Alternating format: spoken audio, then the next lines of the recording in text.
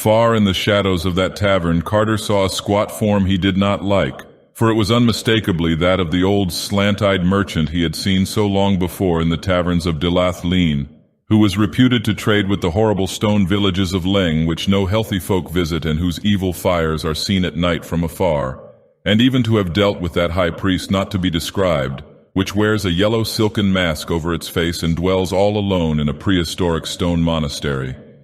This man had seemed to show a queer gleam of knowing when Carter asked the traders of Dagoth about the cold waste in Kadath, and somehow his presence in dark and haunted Inganok, so close to the wonders of the north, was not a reassuring thing.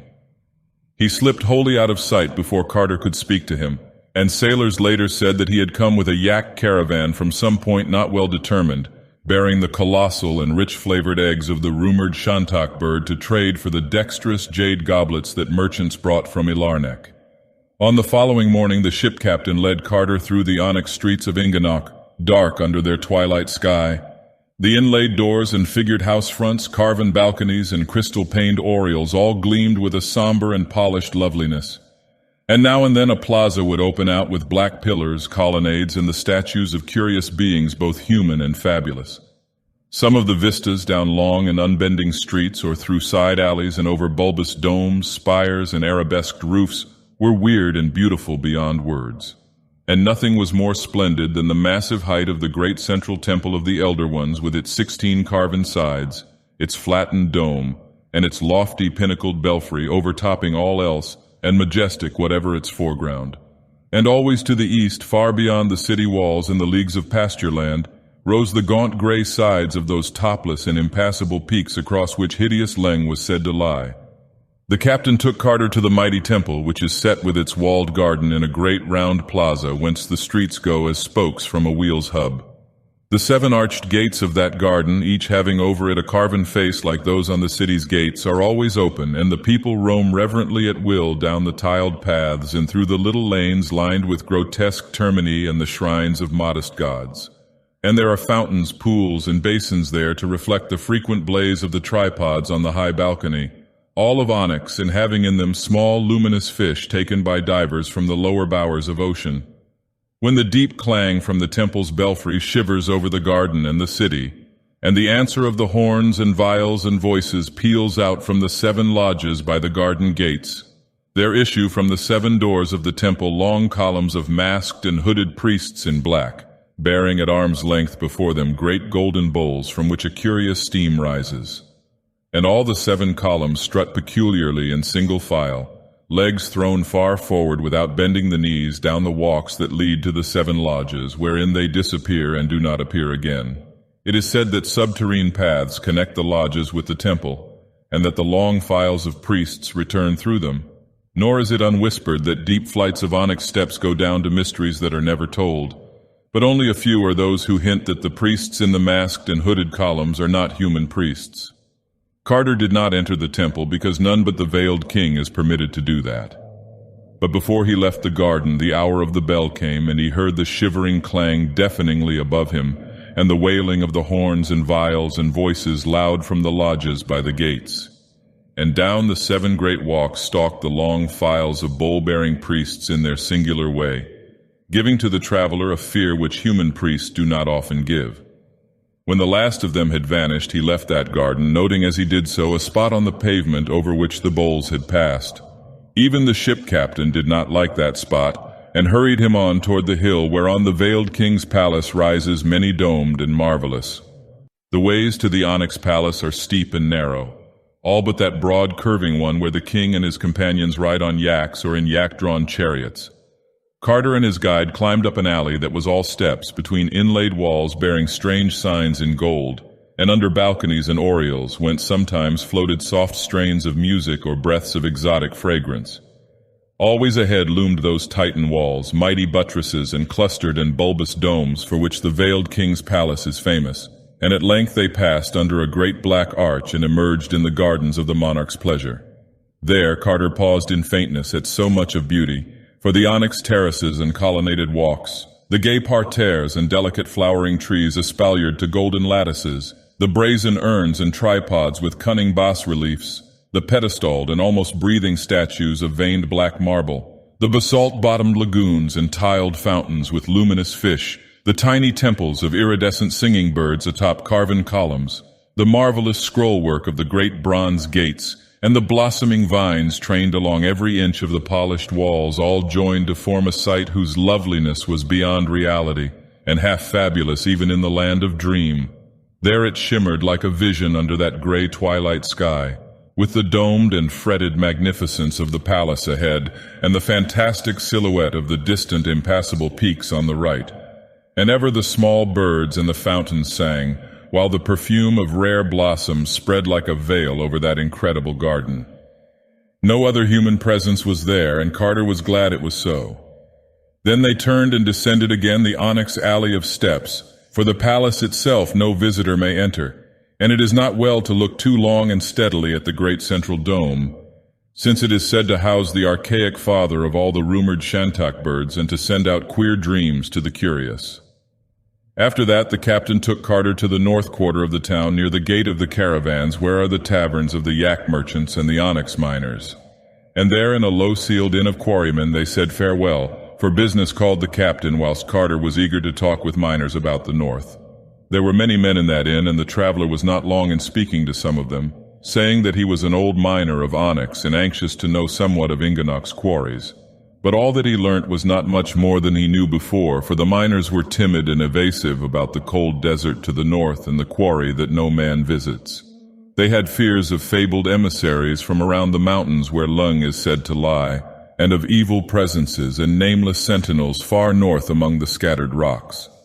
And they whispered also that the rumored shantak birds are no wholesome things, it being indeed for the best that no man has ever truly seen one, for that fabled father of shantaks in the king's dome is fed in the dark.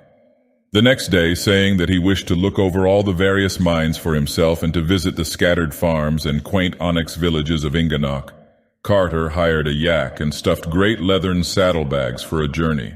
Beyond the gate of the caravans, the road lay straight betwixt tilled fields with many odd farmhouses crowned by low domes. At some of these houses the seeker stopped to ask questions. Once finding a host so austere and reticent, and so full of an unplaced majesty like to that in the huge features on Agranek, that he felt certain he had come at last upon one of the great ones themselves, or upon one with full 9/10 of their blood, dwelling amongst men. And to that austere and reticent Carter he was careful to speak very well of the gods, and to praise all the blessings they had ever accorded him. That night Carter camped in a roadside meadow beneath a great ligath tree to which he tied his yak, and in the morning resumed his northward pilgrimage. At about 10 o'clock he reached the small domed village of Urg, where traders rest and miners tell their tales, and paused in its taverns till noon. It is here that the great caravan road turns west towards Ceylon, but Carter kept on north by the quarry road. All the afternoon he followed that rising road, which was somewhat narrower than the great highway, and which now led through a region with more rocks than tilled fields. And by evening the low hills on his left had risen into sizable black cliffs, so that he knew he was close to the mining country. All the while the great gaunt sides of the impassable mountains towered afar off at his right, and the farther he went, the worse tales he heard of them from the scattered farmers and traders and drivers of lumbering onyx carts along the way. On the second night he camped in the shadow of a large black crag, tethering his yak to a stake driven in the ground. He observed the greater phosphorescence of the clouds at this northerly point, and more than once thought he saw dark shapes outlined against them. And on the third morning he came in sight of the first onyx quarry, and greeted the men who there labored with picks and chisels. Before evening he had passed 11 quarries, the land being here given over altogether to onyx cliffs and boulders with no vegetation at all, but only great rocky fragments scattered about a floor of black earth, with the gray, impassable peaks always rising gaunt and sinister on his right. The third night he spent in a camp of quarrymen whose flickering fires cast weird reflections on the polished cliffs to the west. And they sang many songs and told many tales, showing such strange knowledge of the olden days and the habits of gods that Carter could see they held many latent memories of their sires, the great ones. They asked him whither he went, and cautioned him not to go too far to the north, But he replied that he was seeking new cliffs of onyx and would take no more risks than were common among prospectors. In the morning he bade them adieu and rode on into the darkening north, where they had warned him he would find the feared and unvisited quarry whence hands older than men's hands had wrenched prodigious blocks. But he did not like it when, turning back to wave a last farewell, he thought he saw approaching the camp that squat and evasive old merchant with slanting eyes, whose conjectured traffic with Leng was the gossip of distant Dagoth Lean. After 2 more quarries, the inhabited part of Inganok seemed to end, and the road narrowed to a steeply rising yak path among forbidding black cliffs. Always on the right towered the gaunt and distant peaks, and as Carter climbed farther and farther into this untraversed realm, he found it grew darker and colder. Soon he perceived that there were no prints of feet or hooves on the black path beneath, and realized that he was indeed come into strange and deserted ways of elder time. Once in a while a raven would croak far overhead, and now and then a flapping behind some vast rock would make him think uncomfortably of the rumored shantak bird. But in the main he was alone with his shaggy steed, and it troubled him to observe that this excellent yak became more and more reluctant to advance and more disposed to snort affrightedly at any small noise along the route. The path now contracted between sable and glistening walls and began to display an even greater steepness than before. It was a bad footing, and the yak often slipped on the stony fragments strewn thickly about. In 2 hours, Carter saw ahead a definite crest beyond which was nothing but dull gray sky, and blessed the prospect of a level or downward course. To reach this crest, however, was no easy task, for the way had grown nearly perpendicular and was perilous with loose black gravel and small stones. Eventually Carter dismounted and led his dubious yak, pulling very hard when the animal balked or stumbled and keeping his own footing as best he might. Then suddenly he came to the top and saw beyond, and gasped at what he saw. The path indeed led straight ahead and slightly down with the same lines of high natural walls as before. But on the left hand there opened out a monstrous space, vast acres in extent, where some archaic power had riven and rent the native cliffs of onyx in the form of a giant's quarry. Far back into the solid precipice ran that cyclopean gouge, and deep down within earth's bowels its lower delvings yawned. It was no quarry of man, and the concave sides were scarred with great squares yards wide which told of the size of the blocks once hewn by nameless hands and chisels. High over its jagged rim huge ravens flapped and croaked, and vague whirrings in the unseen depths told of bats or urhags or less mentionable presences haunting the endless blackness. There Carter stood in the narrow way amidst the twilight with the rocky path sloping down before him. Tall onyx cliffs on his right that led on as far as he could see, and tall cliffs on the left chopped off just ahead to make that terrible and unearthly quarry. All at once the yak uttered a cry and burst from his control, leaping past him and darting on in a panic till it vanished down the narrow slope toward the north. Stones kicked by its flying hooves fell over the brink of the quarry and lost themselves in the dark without any sound of striking bottom. But Carter ignored the perils of that scanty path as he raced breathlessly after the flying steed. Soon the left-hand cliffs resumed their course, making the way once more a narrow lane, and still the traveler leaped on after the yak whose great wide prints told of its desperate flight. Once he thought he heard the hoofbeats of the frightened beast and doubled his speed from this encouragement. He was covering miles, and little by little the way was broadening in front till he knew he must soon emerge on the cold and dreaded desert to the north. The gaunt gray flanks of the distant impassable peaks were again visible above the right-hand crags, and ahead were the rocks and boulders of an open space which was clearly a foretaste of the dark and limitless plain.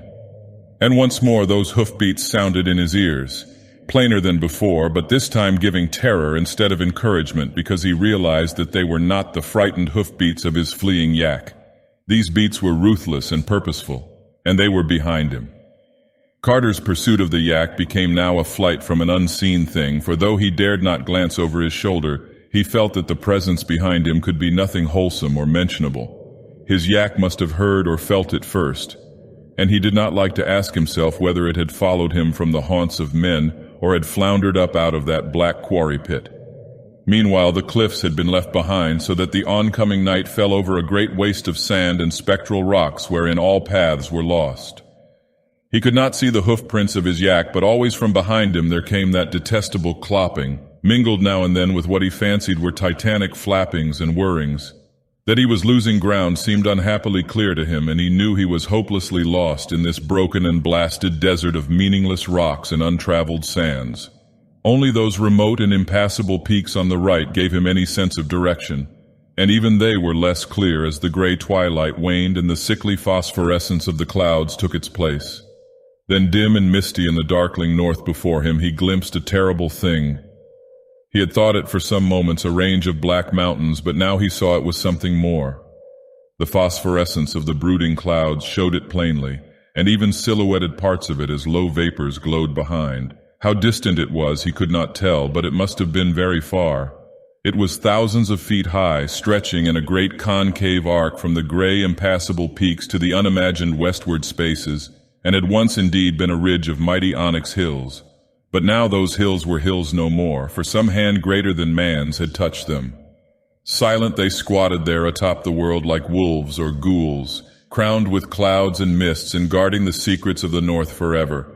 All in a great half-circle they squatted, those dog-like mountains carven into monstrous watching statues, and their right hands were raised in menace against mankind.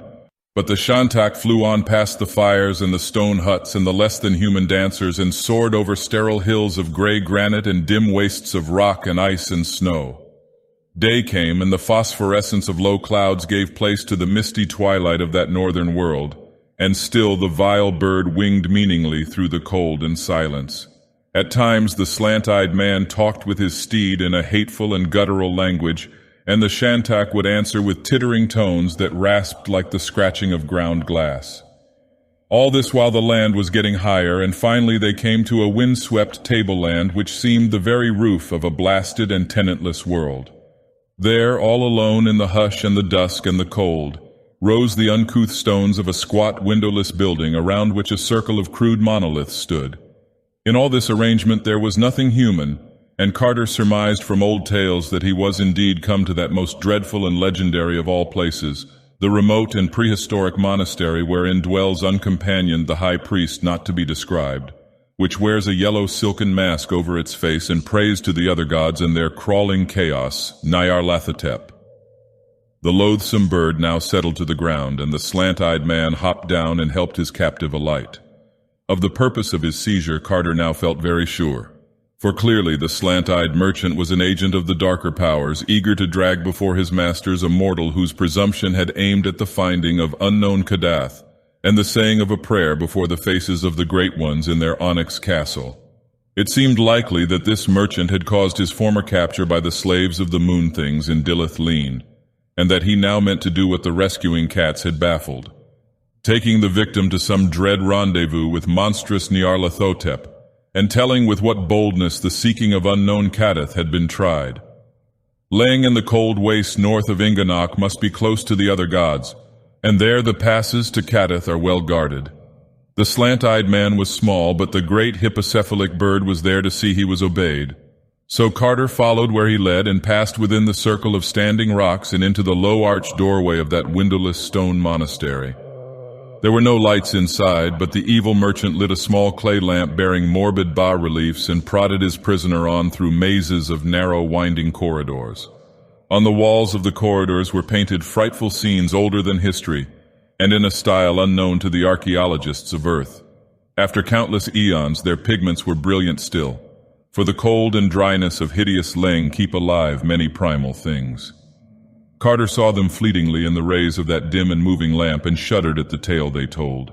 Through those archaic frescoes Leng's annals stalked, and the horned, hooved, and wide-mouthed almost humans danced evilly amidst forgotten cities. There were scenes of old wars wherein Leng's almost humans fought with the bloated purple spiders of the neighboring vales, and there were scenes also of the coming of the black galleys from the moon, and of the submission of Leng's people to the polypous and amorphous blasphemies that hopped and floundered and wriggled out of them. Those slippery grayish-white blasphemies they worshipped as gods, nor ever complained when scores of their best and fatted males were taken away in the black galleys. The monstrous moon beasts made their camp on a jagged isle in the sea, and Carter could tell from the frescoes that this was none other than the lone nameless rock he had seen when sailing to Inganok. That gray, accursed rock which Inganok's seamen shun, and from which vile howlings reverberate all through the night. And in those frescoes was shown the great seaport and capital of the almost humans, proud and pillared betwixt the cliffs and the basalt wharves, and wondrous with high fanes and carven places. Great gardens and columned streets led from the cliffs and from each of the 6 sphinx-crowned gates to a vast central plaza, and in that plaza was a pair of winged colossal lions guarding the top of a subterranean staircase. Again and again were those huge winged lions shown, their mighty flanks of diorite glistening in the gray twilight of the day and the cloudy phosphorescence of the night. And as Carter stumbled past their frequent and repeated pictures, it came to him at last what indeed they were, and what city it was that the almost humans had ruled so anciently before the coming of the Black Galleys. There could be no mistake, for the legends of Dreamland are generous and profuse. Indubitably, that primal city was no less a place than storied Sarkomand, whose ruins had bleached for 1,000,000 years before the first true humans saw the light, and whose twin titan lions guard eternally the steps that lead down from Dreamland to the great abyss. Other views showed the gaunt gray peaks dividing Leng from Inganok, and the monstrous shantak birds that build nests on the ledges halfway up, and they showed likewise the curious caves near the very topmost pinnacles, and how even the boldest of the shantaks fly screaming away from them. Carter had seen those caves when he passed over them, and had noticed their likeness to the caves on Ngranek. Now he knew that the likeness was more than a chance one, for in these pictures were shown their fearsome denizens, and those bat wings, curving horns, barbed tails, prehensile paws, and rubbery bodies were not strange to him. He had met those silent, flitting, and clutching creatures before, those mindless guardians of the great abyss whom even the great ones fear, and who own not Nyarlathotep but hoary Nodens as their lord. For they were the dreaded night gaunts, who never laugh or smile because they have no faces, and who flop unendingly in the dark betwixt the Vale of Panath and the passes to the outer world. The slant-eyed merchant had now prodded Carter into a great domed space whose walls were carved in shocking bas-reliefs, and whose center held a gaping circular pit surrounded by 6 malignly stained stone altars in a ring.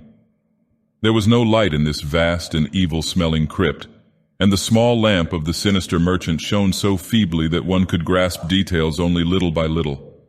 At the farther end was a high stone dais reached by 5 steps, and there on a golden throne sat a lumpish figure robed in yellow silk figured with red, and having a yellow silken mask over its face. To this being the slant-eyed man made certain signs with his hands, and the lurker in the dark replied by raising a disgustingly carven flute of ivory in silk-covered paws and blowing certain loathsome sounds from beneath its flowing yellow mask. This colloquy went on for some time, and to Carter there was something sickeningly familiar in the sound of that flute and the stench of the malodorous place. It made him think of a frightful red-litten city and of the revolting procession that once filed through it, of that and of an awful climb through lunar countryside beyond before the rescuing rush of Earth's friendly cats. He knew that the creature on the dais was without doubt the high priest not to be described, of which legend whispers such fiendish and abnormal possibilities, but he feared to think just what that abhorred high priest might be. Then the figured silk slipped a trifle from one of the grayish-white paws, and Carter knew what the noisome high priest was. And in that hideous second, stark fear drove him to something his reason would never have dared to attempt. For in all his shaken consciousness there was room only for one frantic will to escape from what squatted on that golden throne. He knew that hopeless labyrinths of stone lay betwixt him and the cold tableland outside, and that even on that tableland the noxious shantak still waited. Yet in spite of all this, there was in his mind only the instant need to get away from that wriggling, silk-robed monstrosity. The slant-eyed man had set his curious lamp upon one of the high and wickedly stained altar stones by the pit, and had moved forward somewhat to talk to the high priest with his hands. Carter, hitherto wholly passive, now gave that man a terrific push with all the wild strength of fear, so that the victim toppled at once into that gaping well which rumor holds to reach down to the hellish vaults of Zin, where Gugs hunt ghasts in the dark. In almost the same second he seized the lamp from the altar and darted out into the frescoed labyrinths, racing this way and that as chance determined, and trying not to think of the stealthy padding of shapeless paws on the stones behind him, or of the silent wrigglings and crawlings which must be going on back there in lightless corridors. After a few moments he regretted his thoughtless haste, and wished he had tried to follow backward the frescoes he had passed on the way in. True, they were so confused and duplicated that they could not have done him much good, but he wished nonetheless he had made the attempt. Those he now saw were even more horrible than those he had seen then, and he knew he was not in the corridors leading outside. In time he became quite sure he was not followed and slackened his pace somewhat, but scarce had he breathed in half relief when a new peril beset him. His lamp was waning, and he would soon be in pitch blackness with no means of sight or guidance. When the light was all gone, he groped slowly in the dark, and prayed to the Great Ones for such help as they might afford. At times he felt the stone floor sloping up or down, and once he stumbled over a step for which no reason seemed to exist. The farther he went, the damper it seemed to be, and when he was able to feel a junction or the mouth of a side passage, he always chose the way which sloped downward the least. He believed, though, that his general course was down, and the vault-like smell and incrustations on the greasy walls and floor alike warned him he was burrowing deep in Leng's unwholesome tableland. But there was not any warning of the thing which came at last, only the thing itself with its terror and shock and breathtaking chaos. One moment he was groping slowly over the slippery floor of an almost level place, and the next he was shooting dizzily downward in the dark through a burrow which must have been well-nigh vertical. Of the length of that hideous sliding he could never be sure, but it seemed to take hours of delirious nausea and ecstatic frenzy. Then he realized he was still, with the phosphorescent clouds of a northern night shining sickly above him. All around were crumbling walls and broken columns, and the pavement on which he lay was pierced by straggling grass and wrenched asunder by frequent shrubs and roots. Behind him a basalt cliff rose topless and perpendicular, its dark side sculptured into repellent scenes and pierced by an arched and carven entrance to the inner blacknesses out of which he had come. Ahead stretched double rows of pillars and the fragments and pedestals of pillars that spoke of a broad and bygone street, and from the urns and basins along the way he knew it had been a great street of gardens. Far off at its end the pillars spread to mark a vast round plaza, and in that open circle there loomed gigantic under the lurid night clouds a pair of monstrous things. Huge winged lions of diorite they were, with blackness and shadow between them. Full 20 feet they reared their grotesque and unbroken heads, and snarled derisive on the ruins around them. And Carter knew right well what they must be, for legend tells of only one such twain. They were the changeless guardians of the great abyss, and these dark ruins were in truth primordial Sarcomand. Carter's first act was to close and barricade the archway in the cliff with fallen blocks and odd debris that lay around. He wished no follower from Leng's hateful monastery, for along the way ahead would lurk enough of other dangers. Of how to get from Sarcoman to the peopled parts of Dreamland he knew nothing at all, nor could he gain much by descending to the grottos of the ghouls, since he knew they were no better informed than he. The three ghouls which had helped him through the city of Gugs to the outer world had not known how to reach Sarcoman in their journey back, but had planned to ask old traders in Dilath Leen. He did not like to think of going again to the subterrene world of Gugs and risking once more that hellish tower of Koth with its cyclopean steps leading to the enchanted wood. Yet he felt he might have to try this course if all else failed. Over Leng's plateau past the lone monastery he dared not go unaided, for the high priest's emissaries must be many, while at the journey's end there would no doubt be the Shantax and perhaps other things to deal with. If he could get a boat he might sail back to Inganok past the jagged and hideous rock in the sea, for the primal frescoes in the monastery labyrinth had shown that this frightful place lies not far from Sarcoman's basalt quays. But to find a boat in this eon-deserted city was no probable thing, and it did not appear likely that he could ever make one. Such were the thoughts of Randolph Carter when a new impression began beating upon his mind. All this while there had stretched before him the great corpse-like width of fabled Sarcomand with its black broken pillars and crumbling sphinx-crowned gates and titan stones and monstrous winged lions against the sickly glow of those luminous night clouds. Now he saw far ahead and on the right a glow that no clouds could account for, and knew he was not alone in the silence of that dead city. The glow rose and fell fitfully, flickering with a greenish tinge which did not reassure the watcher. And when he crept closer down the littered street and through some narrow gaps between tumbled walls, he perceived that it was a campfire near the wharves with many vague forms clustered darkly around it, and a lethal odor hanging heavily over all. Beyond was the oily lapping of the harbor water with a great ship riding at anchor, and Carter paused in stark terror when he saw that the ship was indeed one of the dreaded black galleys from the moon. Then, just as he was about to creep back from that detestable flame, he saw a stirring among the vague dark forms and heard a peculiar and unmistakable sound. It was the frightened meeping of a ghoul, and in a moment it had swelled to a veritable chorus of anguish. Secure as he was in the shadow of monstrous ruins, Carter allowed his curiosity to conquer his fear, and crept forward again instead of retreating. Once, in crossing an open street, he wriggled worm-like on his stomach, and in another place he had to rise to his feet to avoid making a noise among heaps of fallen marble. But always he succeeded in avoiding discovery, so that in a short time he had found a spot behind a Titan pillar whence he could watch the whole green-litten scene of action.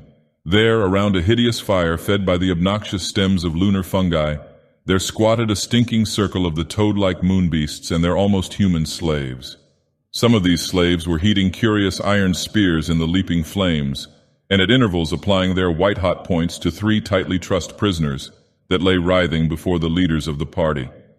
From the motions of their tentacles, Carter could see that the blunt-snouted moonbeasts were enjoying the spectacle hugely, and vast was his horror when he suddenly recognized the frantic meeping and knew that the tortured ghouls were none other than the faithful trio which had guided him safely from the abyss, and had thereafter set out from the enchanted wood to find Sarkomand and the gate to their native deeps.